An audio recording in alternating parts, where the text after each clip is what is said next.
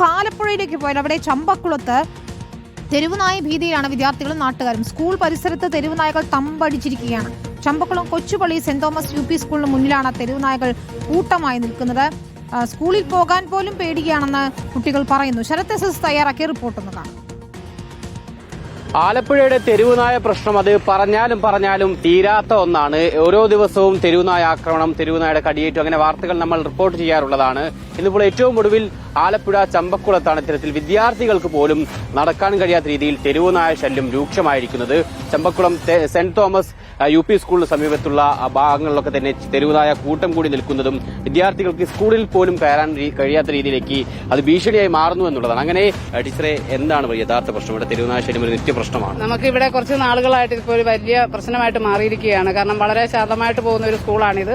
നല്ല രീതിയിൽ നടന്നു പോകുന്ന ഈ സ്കൂളിന്റെ വാതുക്കല് ഇങ്ങനെ ഒരു ശല്യം ഞങ്ങൾക്ക് വലിയ ബുദ്ധിമുട്ട് തോന്നുന്നുണ്ട്. കാരണം നമ്മുടെ കുഞ്ഞുങ്ങൾ നമ്മുടെ കയ്യിൽ സുരക്ഷിതരായിട്ടാണ് പേരന്റ്സ് കാണുന്നത്. അധ്യാപകർക്ക് പോലും വന്ന് കയറാനായിട്ട് ബുദ്ധിമുട്ടാണ്. പല ടീച്ചേഴ്സും കാറിലും സ്കൂട്ടിയിലും വരുന്നവരെ പോലും അക്രമാസക്തമായ പട്ടികളുടെ ശല്യം മൂലം അവർ പോലും പേടിച്ച് നിൽക്കുന്ന സാഹചര്യത്തിൽ 7ാം ക്ലാസ് വരെ മാത്രം പഠിക്കുന്ന കൊച്ചു കുട്ടികൾക്ക് എന്തുമാത്രം ഭീഷണിയായിരിക്കും ഇതൊന്ന് നിങ്ങൾക്ക്? അതെ, കഴിഞ്ഞ ദിവസത്തെ വന്നപ്പോഴത്തേക്കിനും ഒന്നല്ല കുറേയേറെ നായ്ക്കളിവിടെ കിടക്കുന്ന കണ്ടായിരുന്നു. ഞങ്ങൾക്കൊക്കെ അവിടെ ഒന്നാമത്തെ ആ ഭാഗം വളവാ. വണ്ടി നിർത്തിയിട്ട് പെട്ടെന്ന് നമ്മൾ ഇതിനെ കാണുമ്പോൾ റോഡാവുന്നോ ഒന്നും തോന്നുന്നില്ല. എവിടെ വണ്ടി നിർത്തണം? അല്ലെ കുട്ടികൾ പലരും പേടിച്ച് തിരിച്ച് ഓടുന്ന കണ്ടു. ഓടുമ്പോ അവർ ആ വളവും നോക്കത്തില്ല, റോഡും നോക്കത്തില്ല, എടുത്തോടുക ചെയ്യുന്നത്. പെട്ടെന്ന് പേടിച്ചു പോയോ? നായ മുൻപിൽ പെട്ടെന്ന് എവിടുന്ന് വരുമായിരുന്നു? വീട്ടിൽ നിന്ന് വരുമായിരുന്നു? ഞാൻ നടന്നു നിന്ന വഴിക്ക് ഞാനെ കണ്ടുകൊണ്ട് പേടിച്ചു. പട്ടി ഭയങ്കര ശല്യമാണ്, ഞങ്ങളായിട്ട് ഓടിക്കുകയൊക്കെ ചെയ്യും.